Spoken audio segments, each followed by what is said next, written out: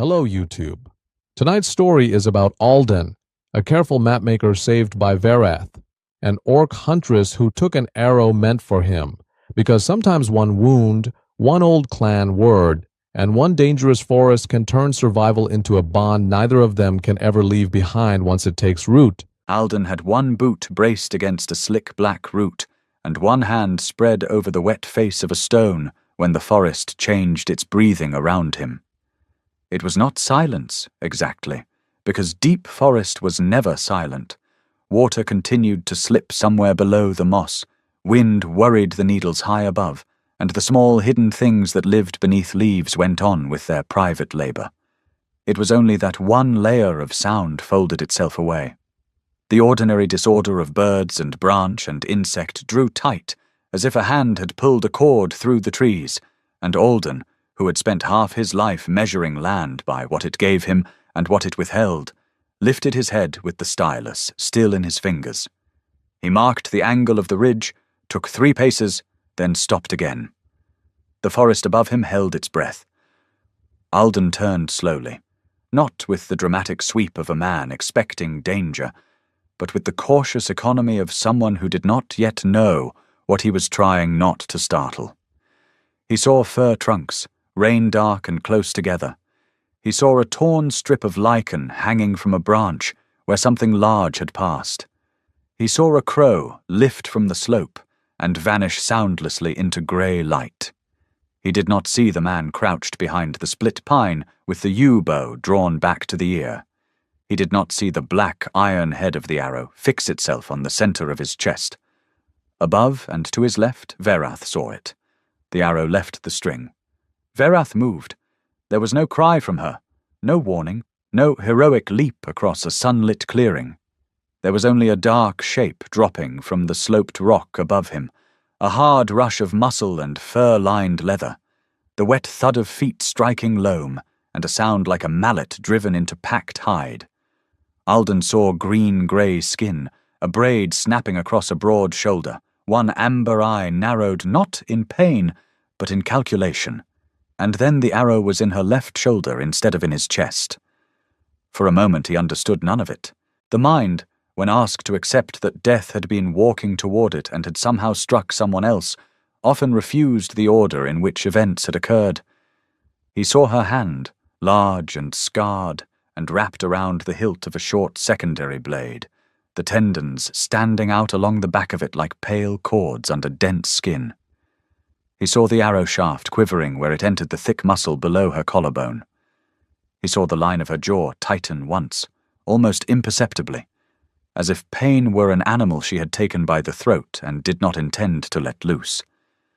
Then she looked past him. "Move," she said.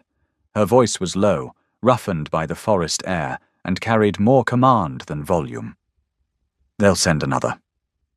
He moved because she had told him to, and because there are moments when obedience is not weakness, but the fastest road left open to survival. The second arrow struck the beach where his head had been, and shivered there with a thin, ugly hum. Alden dropped behind a fallen trunk and rolled hard, the map case biting into his ribs. 3 men broke from the tree line. Human men. Not monsters, not the old cautionary shapes whispered into children's ears, but men in patched weather cloaks with their faces wrapped against rain, moving with the desperate courage of people who had chosen violence before they understood what had answered it. Verath did not fight them as Alden had seen soldiers fight in market squares after too much drink, with noise and wasted motion and pride looking for witnesses. She fought like weather finding the weakest part of a roof. The first man lunged at her, and she let him come too close, stepped inside the arc of his knife, and struck him with the heel of her hand so hard beneath the jaw that his feet left the ground before the rest of him understood. Her hand was blunt, work-thick, the knuckles ridged with old breaks, and when it landed it sounded less like a blow than a door being barred. The second tried to circle toward Alden. Alden seized a loose stone without thinking, and threw it with all the accuracy that years of marking distant points had trained into his shoulder. It caught the man on the cheek. Not enough to fell him, enough to spoil his step. Verath turned that spoiled step into ruin, hooked his ankle, and drove him into the mud. The third man saw her tusks when she bared her teeth, saw the arrow still fixed in her shoulder, saw that she was not slowing in the way wounded creatures were supposed to slow, and chose life. He ran. She looked at him then, not at his coat or his empty belt or the map case, at him. Assessingly at first, as if he were a track she had found in mud and needed to read before the rain took it. Her eyes were amber, not bright in the pretty human sense, but deep, holding light the way banked coals held fire under ash. He felt absurdly, and with no place to put the feeling, that she had measured the distance between the man he appeared to be and the man he might become if pressed. "You're bleeding," he said, because the words that arrived first were the most useless. Her gaze dropped briefly to the shaft. "Yes. That was meant for me. Yes, I can tend it. You can run. So can you." Her mouth did not smile, but something at the corner of it seemed aware of the shape a smile might take if invited. Not well enough. He looked at the blade still in her hand. It was short, wide, made for close work, its edge dark with something that might have been oil or old staining. He did not ask her to put it down. He took one slow step nearer, stopped when her eyes sharpened, and lifted both hands so she could see they held nothing but rain. "My name is Alden," he said. "I make maps. I have linen, spirits, a needle, and thread. I have no wish to die here, and no wish to let you bleed, because you kept me from doing it." The forest watched them. The two fallen men made small human sounds in the mud. Verath's fingers tightened around the blade, then loosened one joint at a time. Her hands, he noticed again, despite the absurdity of noticing anything so particular, were not the hands of someone who merely carried weapons. The palms were broad and hard used, marked by fine, pale scars from bowstring, hidework, stone, weather, and the 1,000 uncelebrated frictions by which a person remained alive.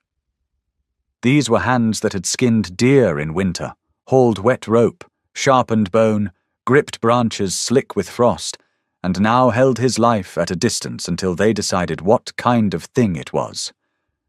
"Verath," she said at last. It took him a breath to understand she had given him her name. "All right," he said. "Verath, tell me what to do." "Not here." He glanced toward the men. "Are they dead?" "One is. One will wake with fewer teeth. The runner will bring others if he is not a coward." "Is he?" "All men are cowards when they have chosen the wrong prey." "I'd like to disagree on behalf of my sex, but the evidence is poor." This time the corner of her mouth did move. Barely. Then the motion was gone, folded away under pain. "Take your pack. Walk behind me. Step where I step. If I say down, you go down. If I say run, you run until your lungs split. Do not argue in the open." They moved. The forest that had been his work an hour earlier became her country the moment she entered it with intention. Alden had believed himself good in wild terrain, and perhaps he was by human measures. He knew how to read slope, drainage, rock line, the direction moss thickened when wind drove weather from the west. Verath read things beneath those things. She saw where a broken nettle meant recent passage rather than deer. She heard water under stone, and chose the path that would hide their scent. Twice she stopped him with no more than a lift of 2 fingers. Once an arrow passed through the space ahead of them, loosed blindly from somewhere down slope. Verath did not flinch. Alden did, and she looked back at him as if storing the fact without judgment. By the time they reached the overhang, the rain had become a steady grey wall, and Verath's breathing had changed. It was not laboured. She would not have permitted that much confession from her body. But he heard the catch at the end of each inhale, the carefulness with which she placed her left foot whenever the ground dropped, the faint wet sound where blood had worked through the first layer of her shoulder wrap and into the leather strap crossing her chest. The overhang itself was a black shelf of stone jutting from the hillside above a narrow wash, screened by fir and thorn, its floor packed with old needles and dry enough near the back for a fire if smoke was kept small. "Sit." Alden said before he remembered she had not given him leave to command her. Her eyes cut toward him. "Please," he added. Then, because politeness seemed too fragile a tool for the thing he meant, he said, "If you fall, I cannot carry you properly. You are taller than I am, and built like a judgment." For a breath, Verath simply stared. Then she lowered herself onto the stone with deliberate care, back against the inner wall, blade still in reach across her thigh. "You talk when frightened. I work when frightened. Talking is what comes out around the edges." "Then work." He did. The first task was not the arrow, but the world around the arrow. He set his pack down, unclasped the oilskin roll with his tools, and made himself breathe until his hands became trustworthy again. He had stitched mule hide, split palms, his own forearm once after a broken compass lens had opened him to the bone. He had not drawn an arrow from an Orc Huntress who watched him, as if every movement were a statement of law. The shaft had entered through the front of the shoulder and lodged in muscle without breaking through the back. Lucky if that word could bear the weight. Not a chest wound, not the lung, not the great vessel pulsing near the throat. But the head was barbed, and pulling it backward would tear more than it freed. "I need to cut the shaft short," he said. "Then widen the wound enough to draw the head clean. It will hurt." "It already hurts." "It will hurt differently. Pain is pain." "No," he said, looking up before he could stop himself. "It isn't." The look she gave him changed by a fraction, less surprise than adjustment. He did not explain. People who thought pain was one thing had either been very lucky or very unwilling to learn from it. Verath, he suspected, was neither. He cleaned his knife in spirits. He cleaned his hands, though the water was cold enough to ache under his nails. When he reached towards the arrow, she caught his wrist. Not hard enough to bruise, hard enough to remind him that even wounded, she decided what came near her body. Her fingers closed around him with controlled strength. Warm despite the rain, the pads calloused and slightly rough against the fine bones of his wrist. It was a hunter's grip, a craftsman's grip, a grip that knew exactly how much force was needed and wasted none beyond it. "You faint?" she asked. "No. You freeze. Not once I begin." "You lie. When paid by magistrates carefully. Here, no." Her gaze held his a moment longer. Then she released him. Alden cut the shaft. Verath inhaled through her nose and did not make a sound. He widened the torn leather around her shoulder, and the sight of her skin beneath it unsettled him, in a way that had nothing to do with the wound. It was denser than human skin, warmer under his fingers when he cleaned away blood, a green-grey deepened by rain and shadow, with a faintly pebbled texture across the shoulder and smoother planes along the collarbone where muscle moved under it, like braided cable. Not monstrous. Not strange in the way tavern stories made orc bodies strange. Simply particular, as every real body was particular when observed closely enough to defeat ignorance. "You have done this before?" she said. "Yes." "To your own kind?" "To goats, once to a courier, twice to myself. People bleed in similar ways. They object in more varied ones. Orcs do not bleed like humans." "No," he said. "You bleed slower." Her brows drew together. "You noticed?" "I notice for a living." "That why you were alone?" "Mostly. The Crown wants the old northern track measured before spring melt. The Timber Guild wants to prove the track crosses their leased land. The hill villages want to prove it doesn't. I was hired by all three and trusted by none." "That sounds foolish." "It is a living. Not if you keep standing in arrow paths." "I did not stand in it on purpose." "I know." The words came quietly, and for the first time he heard the burden inside them. He worked the arrowhead free a little after dusk, when the small fire had taken, and the overhang held a chamber of amber light against the rain. Verath's control was a thing almost terrible to witness. Sweat gathered along her upper lip and at her temple. Her right hand, braced flat against the stone, pressed so hard that grit embedded in the heel of her palm. Her left arm trembled once, and then went still by force of will. When the barbed head slid out, black with blood, Alden felt her whole body release one withheld breath and take another that sounded like stone shifting after frost. "There," he said, though there was much left to do. She looked at the arrowhead in his hand. "Small thing. Yes. Would have killed you. Yes." He expected something after that, some grim satisfaction or blunt commentary on the absurd cost of a small thing flying true. Verith only leaned her head back against the stone and closed her eyes for the length of 3 breaths. With her eyes shut, the severity of her face did not soften so much as lose its armor. The strong line of her mouth slackened at one edge. The rainlight moved over one tusk, over the sweep of her cheekbone, over the pulse at her throat. Alden looked away with the discipline of a man who had been permitted to see something he had not earned. He stitched the wound with care.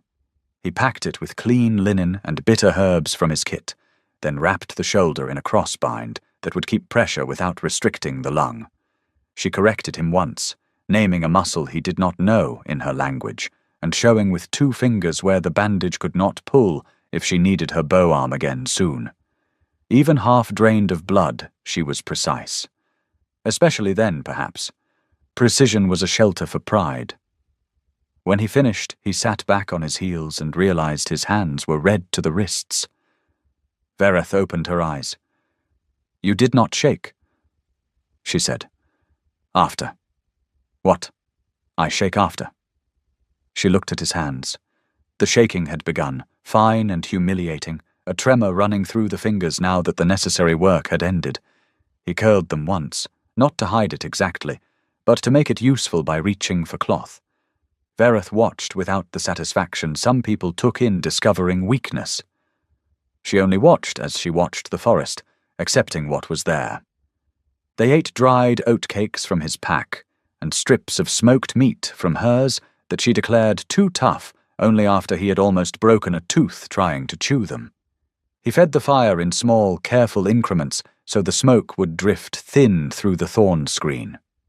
She corrected the placement of one branch with her boot. He moved it. After a while, darkness became complete beyond the overhang, and the forest resumed the sounds it had withdrawn before the ambush. Water, branch, the low, distant bark of something hunting. Only then did Verith speak again. "The arrow has meaning," she said. Alden was cleaning his knife for the 3rd time, more because the task steadied him than because the blade required it. He looked up. "The one I removed, the one I took." The fire shifted between them. He felt, without yet knowing why, that she had not chosen the word took carelessly. "Tell me." She stared at the flames as if the answer were written somewhere inside their breaking. "Among my people there is a word, Vetharak. Old word, older than the clan as it is now. It is used when a hunter places their body between death and a stranger. Not kin, not one sworn, not one bought by debt or blood price. A stranger in the forest." Alden set the knife down slowly. "It is not done often," she continued. "It is not planned. If it is planned, it is something else. If witnessed, the clan marks it. If not witnessed, the hunter knows. The trees know, if you want the old women's way of saying it." Her mouth tightened faintly. "They always want the old women's way of saying it. What does it mean?" She looked at him then, and he saw for the first time that she would have preferred not to. Not because she was ashamed, but because truth, once released, rearranged the room it entered. "It means the hunter has claimed the life they saved." His spine went still. "Not as property," she said at once, and irritation flashed through the words. Not at him, perhaps, but at the 1,000 human misunderstandings she had already answered in her mind. "Not as servant, not as mate because of one wound, not as chain, claimed as responsibility, as chosen. The old form says your path is now known to mine. Your danger has weight in my hands. Your life has crossed through my blood and cannot become nothing to me again." The rain kept falling. Alden listened to it strike the stone lip of the overhang one drop at a time. "You didn't know it would happen?" he asked. "I knew the tradition. I did not think of it." "You stepped in front of the arrow before you thought." "Yes. And afterward?" "Afterward I was busy not bleeding on your boots." He almost smiled. Then the meaning settled more deeply. "Verath." "No apology," she said, sharp enough to cut the shape of one from his mouth before it formed. "I will not take one. You did not shoot me. No, I was going to ask something else." Her brows lowered. She braced herself. He saw it, as clearly as he had seen her brace against the needle.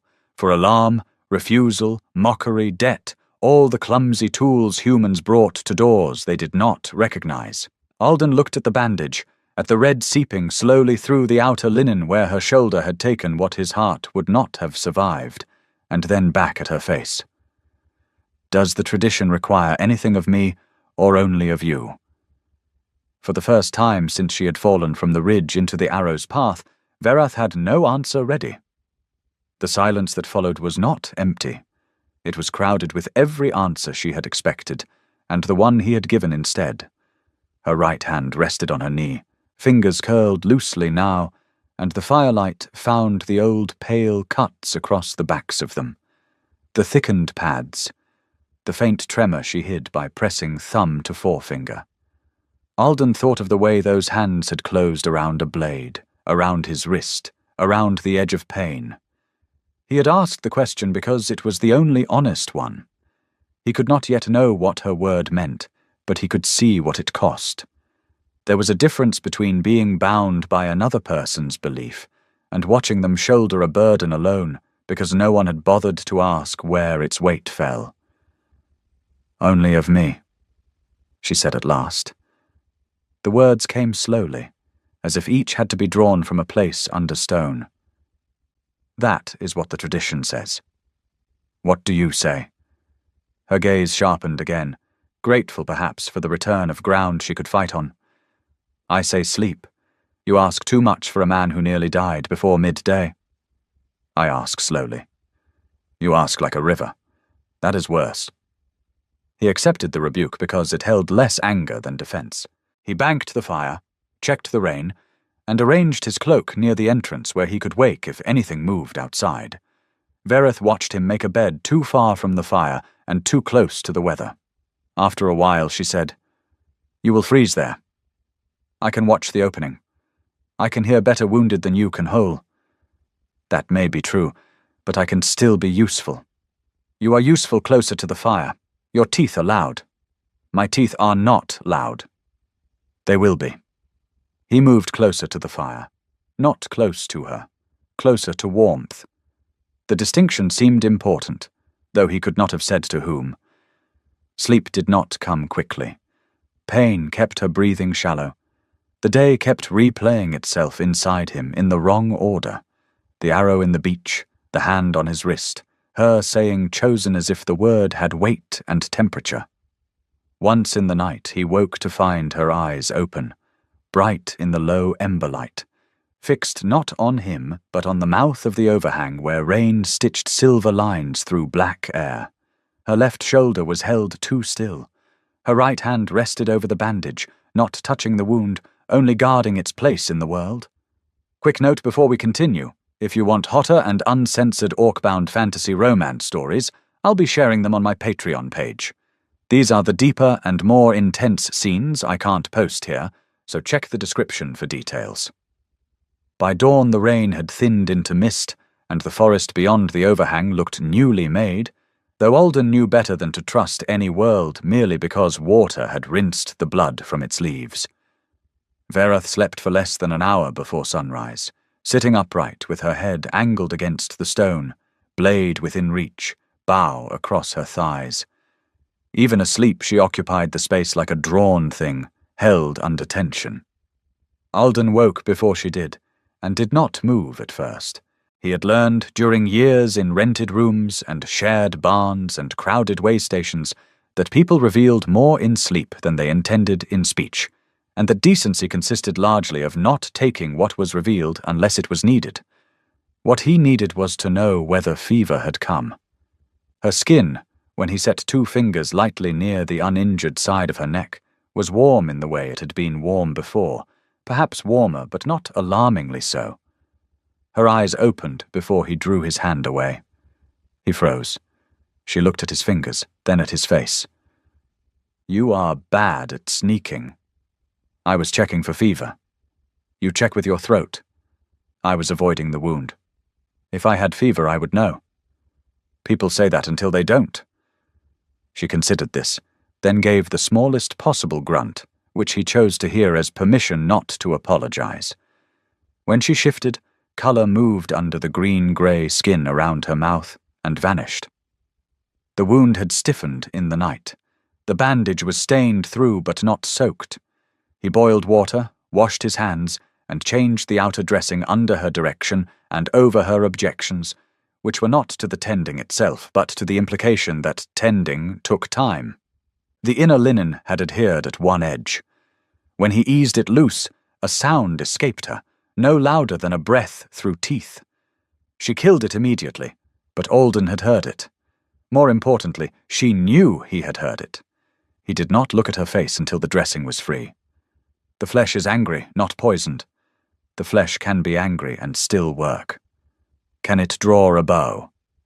Her silence answered.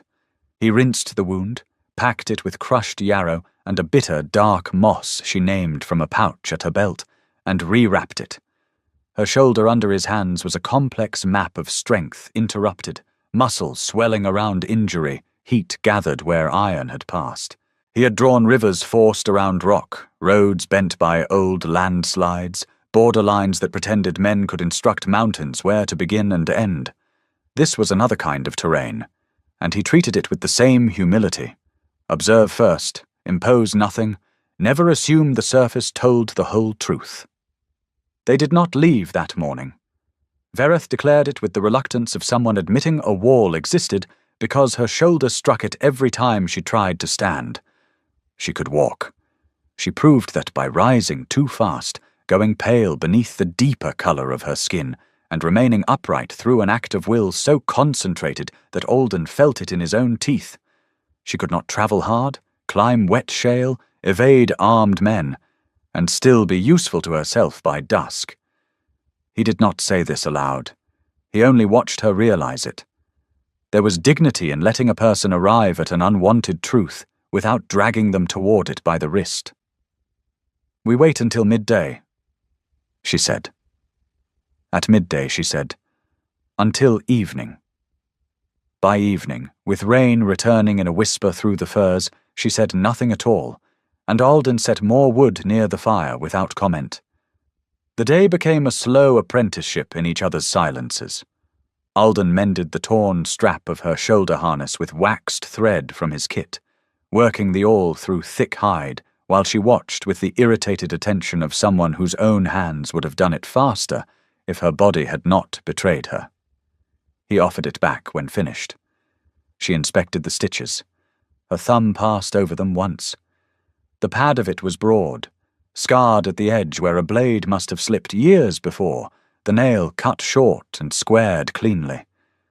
He found himself absurdly anxious over the judgment of that thumb. "It will hold," she said. "High praise." "It will hold" is high praise. For a strap, perhaps. For people, too. He looked up, but she had turned toward the entrance, her profile cut against the wet green beyond. If she had meant more, she did not offer it for handling. In return, she taught him which plants around the overhang were useful, and which only resembled usefulness closely enough to punish carelessness. He listened, asked once, repeated back, and then went to gather what she named. She expected him to bring the wrong leaf at least once. He did not.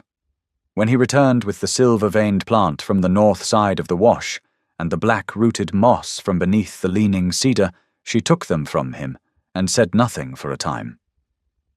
"You mark land for people who argue over it," she said at last. "Yes. Can your maps lie? Every map lies." Her eyes came to him sharply. He held up one hand.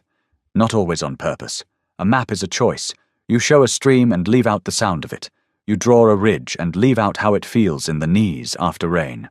You mark a village with a circle and leave out the old woman who knows which well freezes first. The lie is in pretending the choice is the whole truth. Verath turned the plant slowly between her fingers. Then why make them? Because a partial truth can still keep a traveler alive if he remembers it is partial. On the third afternoon, the forest began to change in ways Alden would not have recognized without her, but could sense once she made him aware of them. The spacing of warning marks carved into high bark, too subtle for human travelers. Braids of dyed fiber knotted around branches at intervals that seemed irregular, until Verath explained they followed old root lines beneath the soil. A place where no deadfall had been cleared, yet the path bent around it with communal memory. Clan territory, though no wall announced it. The air itself seemed to have more listening in it. Verath slowed near a ridge crowned with black pines. "You can go now." Alden stopped beside her. Below them, the land fell through layers of green toward a valley he could not see the bottom of. "Where is the next settlement?" "Southwest." "How far?" 2 days on foot if weather holds." "Through the same forest where armed men are moving." "Yes." "And your clan?" "Near." "How near?" She looked irritated, which told him the answer before she gave it. "Before nightfall." He did the arithmetic aloud, because numbers sometimes said what pride would not. 2 days alone through contested forest with bandits or hired hunters looking for my maps, or less than half a day to guarded ground where someone can decide whether to throw me back out in the morning.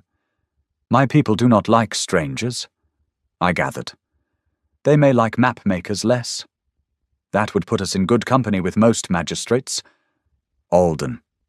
It was the first time she had said his name since learning it. The sound of it in her mouth was lower than he expected, weighted differently, as if she had tested it before allowing it into the air. He felt the name return to him altered. "You can go," she said. "I know. I am not asking you to come. I know that too." Her jaw worked once. "Then why are you making me say more?" "Because I am trying to understand whether you want me gone or only think I should be." The amber in her eyes caught a thin blade of light. For a moment, all the forest seemed to narrow toward her silence. "I think many things," she said. "That sounds tiring." "It is." She turned and walked into the trees. Alden stood on the ridge after her, listening to her steps fade with impossible swiftness for someone wounded. The sensible thing would have been to go southwest. He had built a life from sensible things, laid them one after another like stones in a road. Take the work, finish the work, ask little, owe less, sleep where you are dry, leave before you become expected. Sensible things had kept him alive. They had also made of his life a room swept clean of everything that might have warmed it. He touched the map case at his side.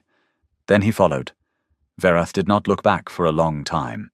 When she finally did, she found him negotiating a thorn patch with less grace than determination. Her expression was unreadable. "You are loud," she said. "I'm aware. My clan will hear you before they see you. Then no one will be startled. That is not an advantage. It is the one I have." She stared at him, then shook her head and continued. But her pace eased by one small measure, so small a proud woman might deny it, and a careful man would not mention it. The first orc he saw was a child perched 12 feet above the ground in a cedar, green face solemn, hair braided with blue beads, a sling hanging from one hand. The child whistled, 3 notes like a bird call. An answer came from deeper in the trees. Verath lifted her right hand without stopping. The child's gaze moved from her bandaged shoulder to Alden, then widened with an interest that felt older than curiosity. By the time they reached the clan's outer camp, Alden knew they had been surrounded for at least 10 minutes. He had seen only 2 shapes, heard perhaps 3 more, and sensed the rest in the way Verath's body did not tense. Hidden watchers were expected here. The settlement did not appear all at once. It emerged by degrees, raised platforms woven between trees, hide-roofed shelters built against living trunks, smoke holes cleverly baffled with stone and bark, racks of drying herbs and meat, a central fire sunk low into a ring of black river rocks. Everything belonged to the forest rather than being imposed upon it. No clearing had been cut wider than needed. No path ran straight where roots preferred otherwise. Orcs turned to look as Vereth entered with a human at her back. Alden had been looked at before by hostile rooms, village councils certain he had favoured the neighbouring claim, taverns where his accent marked him as taxable, guild halls where men with clean hands resented being corrected by someone whose boots showed road mud. This was different. The clan's attention did not bluster. It weighed.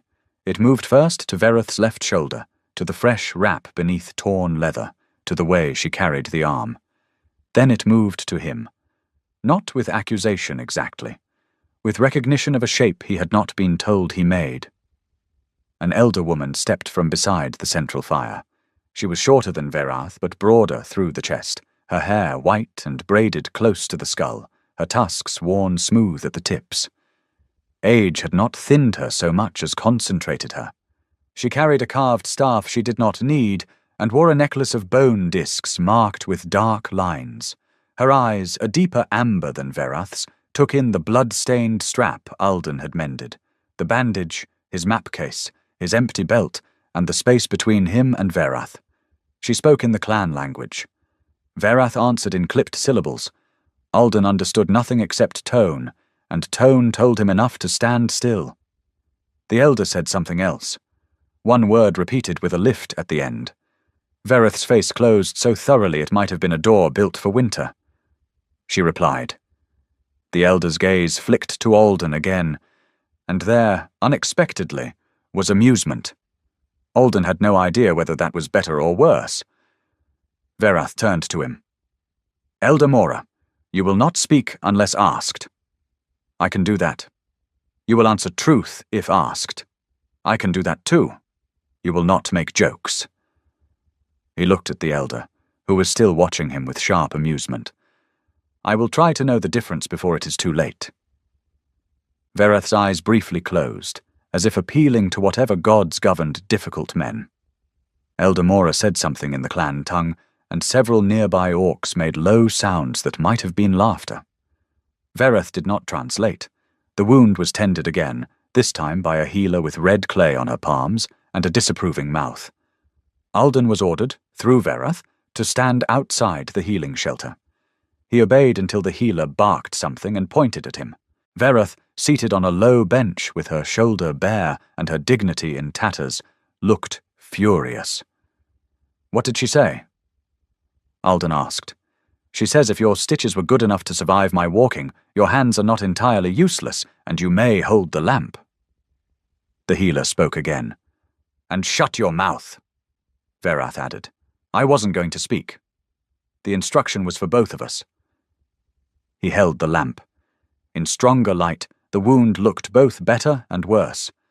Better because no poison had taken root, worse because daylight made honest the violence the fire had softened. The arrow had torn through dense muscle, leaving a swollen red mouth that the healer cleaned with merciless competence, while Vereth stared at the opposite wall and refused to grip the bench, though her right hand hovered near it. Alden watched the hand more than the wound. The fingers flexed once, slow and controlled, then flattened against her thigh. The nails pressed crescents into the leather there. Her hands had saved him, fought for him, allowed him near only after judgment, and now one of them remained open under pain, because pride would not let it close. When the healer finished, she looked at Alden and said something. She says you did not make it worse. Vereth translated. High praise. He said softly.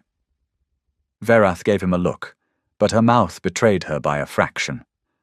Alden was given a place near a storage shelter that night, not inside any family lodge, but not outside the watchring either. He understood enough of border logic to recognize provisional permission. A bowl of stew appeared beside him, without explanation. Later, a rolled sleeping hide.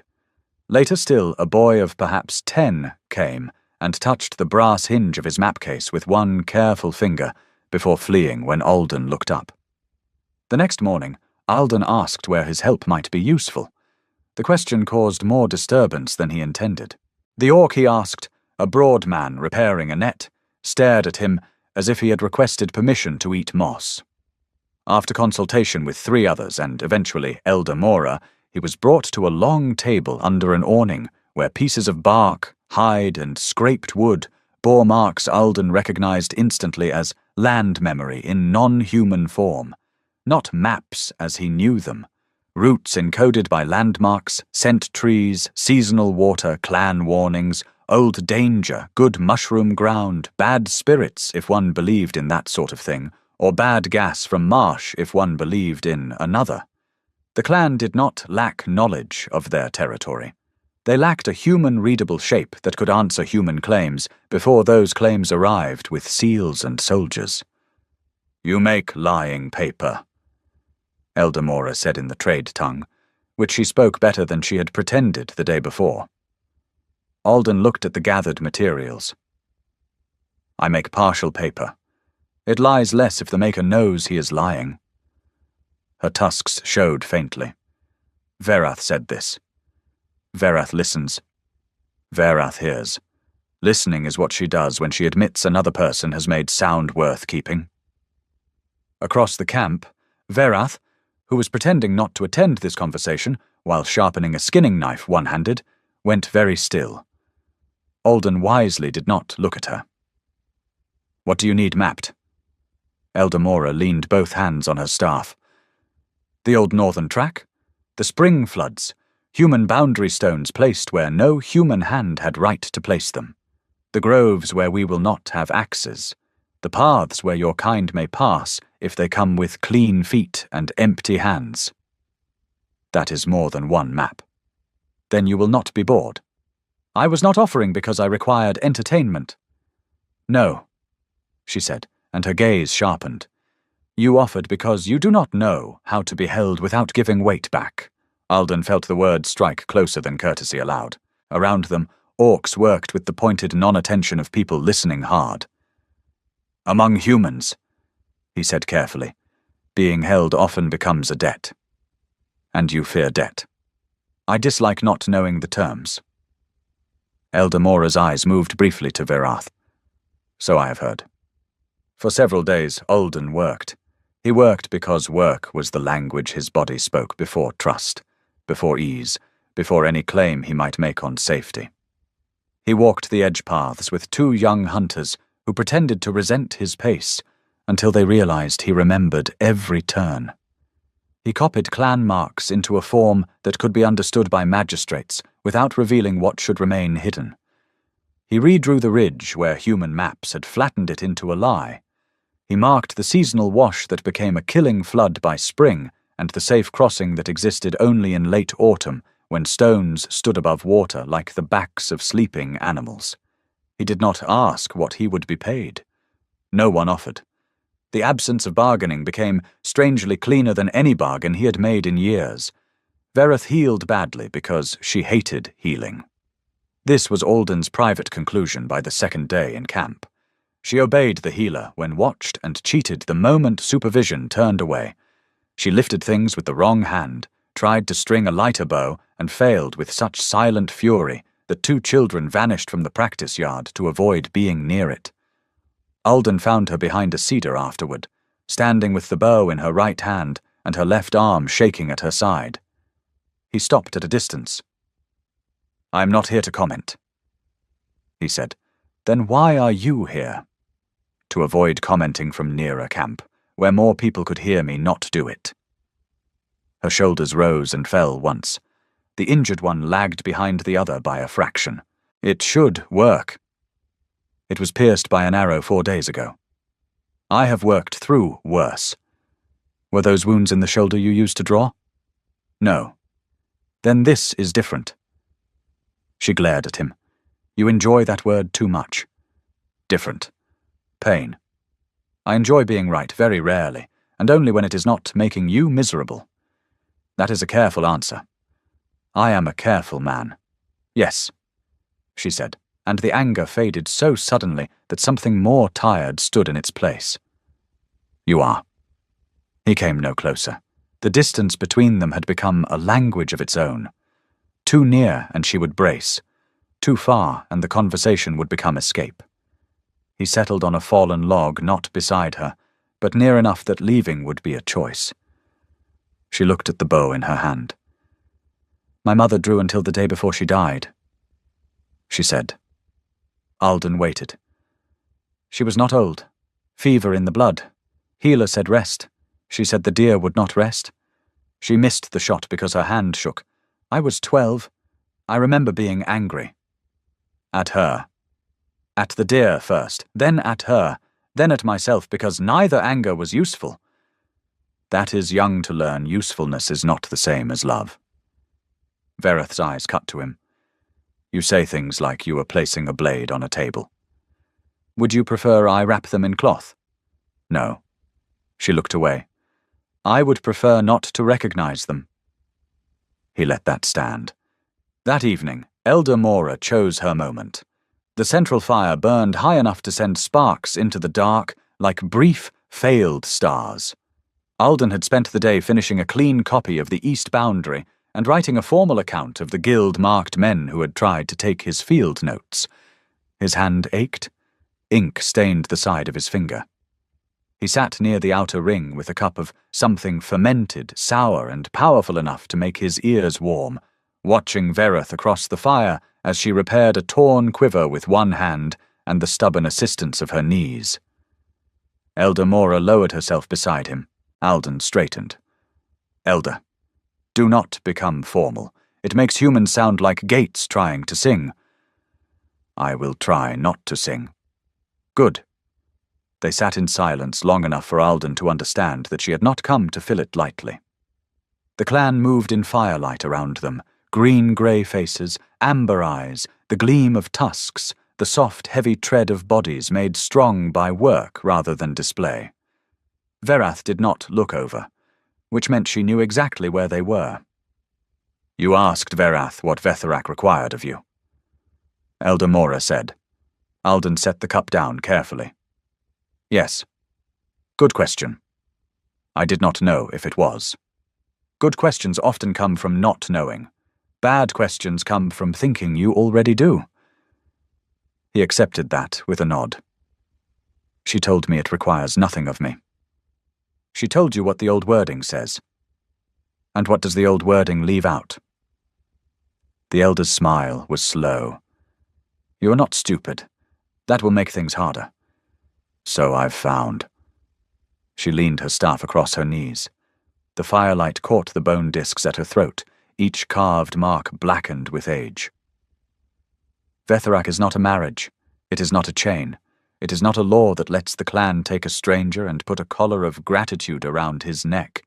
We are not fools, whatever humans have written on their frightened papers. A life saved unwillingly can become a cage if people are careless with honor. Alden looked through the fire at Vereth. She was pulling thread through leather, her hands moving through the familiar work with controlled economy. Even wounded, even limited, her hands made competence visible. He thought of the first moment by the tree line, her fingers wrapped around the blade, refusing to release it until he had become safe enough in her judgment. He thought of those same fingers trembling beside the wound. The bond is carried by the hunter. Mora continued. That is the first truth. The hunter who steps between death and a stranger has spent life on that stranger. Blood, pain, risk, perhaps future strength. In the old speech we say she has placed a coal from her own hearth in another's keeping, whether he knows he holds it or not. From that day, his safety has a sound in her ear. His hunger has a place at the back of her mind. The direction he walks in the world is not command to her, but whether she will feel. That is a heavy thing. Alden said, Yes. And if he leaves? Then she carries it at a distance. If he rejects it? She carries it with a scar over it. If he exploits it? Mora's eyes turned cold. Then the clan teaches him that chosen does not mean unguarded. Alden believed her completely. The clan does not enforce the bond, she said. We witness, we remember, we mock when needed, we do not compel. A hunter may choose how to honor what she has invoked. A chosen one may walk away, stay, misunderstand, return, become worthy, fail to become worthy. The old word does not make the road. It only names the crossing. Alden sat with this. The fire popped. Somewhere a child laughed and was hushed. Vereth's head remained bent over the quiver, but the thread had stopped moving between her fingers. And the chosen one? He asked. What does the tradition say about them? Nothing, said Elder Mora. The tradition says nothing about them. It only says what Vereth now carries. The answer entered him without drama, which made it more difficult to resist. If the tradition had demanded something of him, he might have pushed against it, found the unfair edge, named the coercion and stood apart from it. But nothing was demanded. That was the mercy and the wound inside it.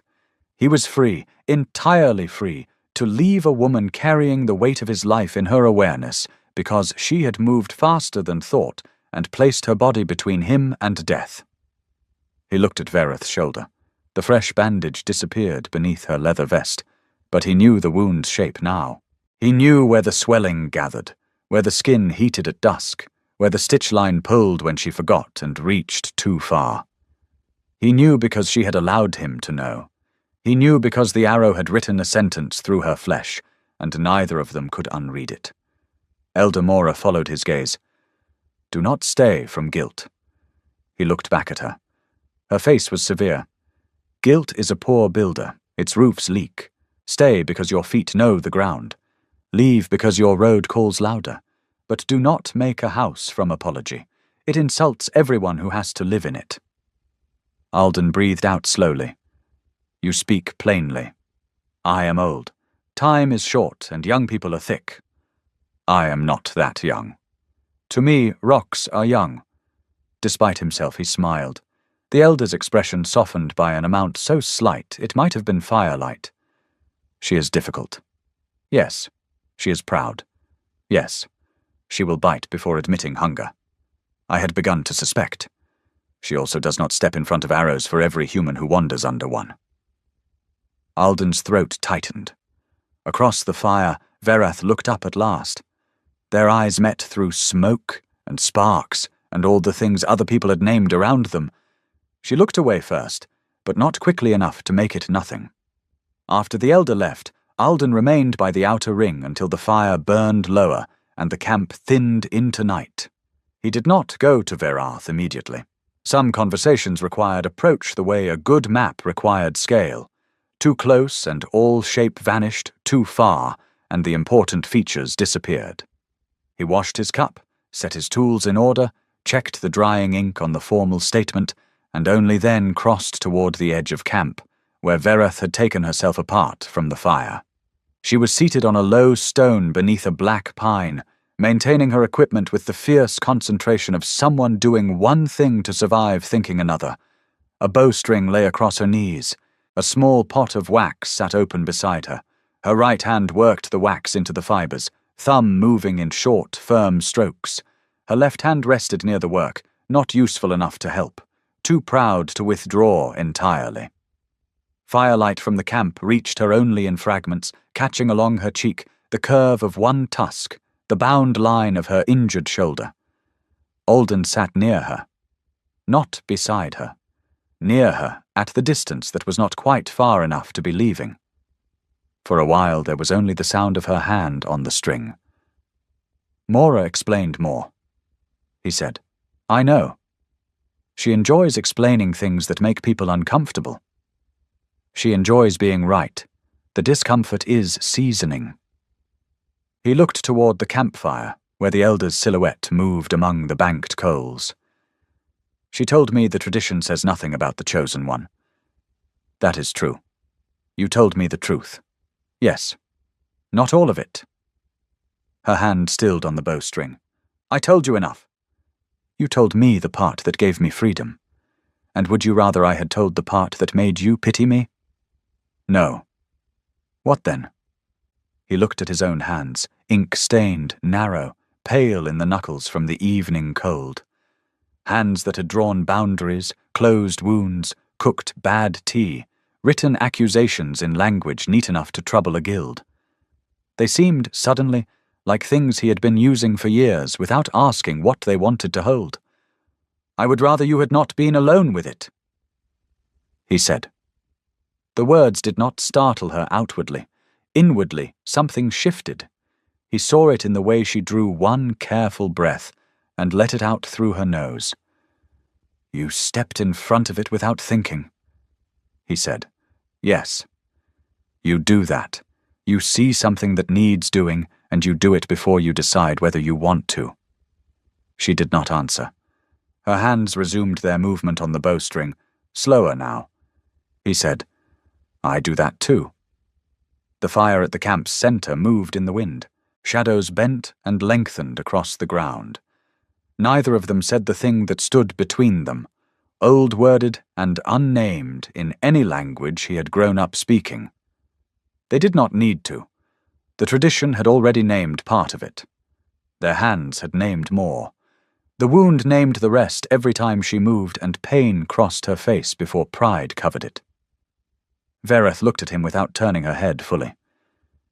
You do not know what you are choosing. I rarely do before the first line is drawn. This is not paper. No. You cannot scrape it clean if the measure is wrong. I know. Do you? He met her eyes then. No, but I know leaving tomorrow would not make the measure truer. For once she seemed to have no blade ready for the answer.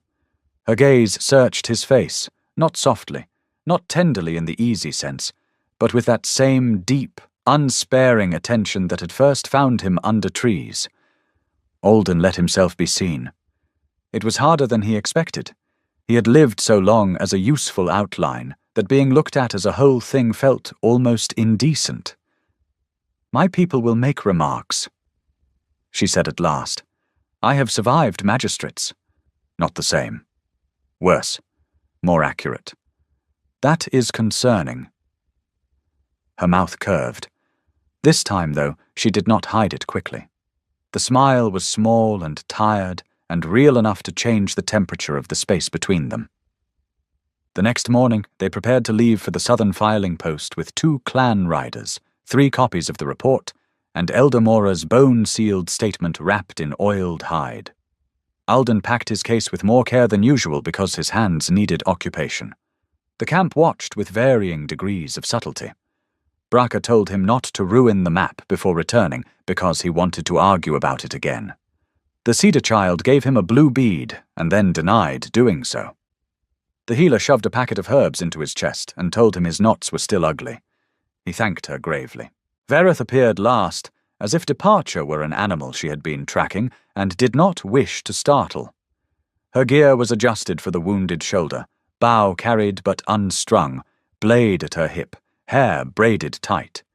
She looked like the forest had made a decision and given it legs. Elder Mora came to stand before them. South Road is wet. Men are foolish. Do not let one make the other worse.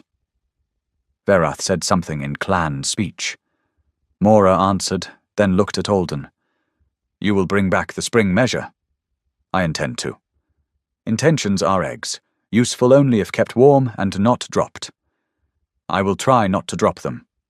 Do more than try. Vereth hates wasted walking. I know. The elder's gaze moved between them.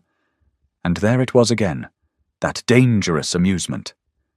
She stepped past Alden, close enough that only he and Verath could hear, and said something short in the clan language. Verath's face changed. Not much. Enough. The tips of her ears darkened. She looked away towards the trees with an expression of intense irritation that did nothing to hide the warmth rising beneath it. Alden waited until Elder Mora had moved on. What did she say? Vereth adjusted the strap across her chest, though it needed no adjusting. Nothing useful. Those are often the things people most resist translating. She glared at him. He smiled with what he hoped was patience and not triumph. After a long moment, she said, plainly, without inflection, "He already knows the word for you. He just hasn't said it yet." The words entered him quietly and found every unguarded place. Verath began walking before he could answer, which was mercy or cowardice or both.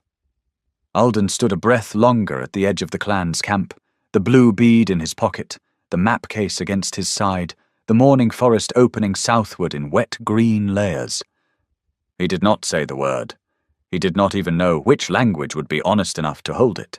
But he followed her into the trees, and when the path narrowed, he stepped where she stepped, not because he had been commanded, and not because he was afraid, but because the ground ahead was known to her and becoming, measure by measure, known to him.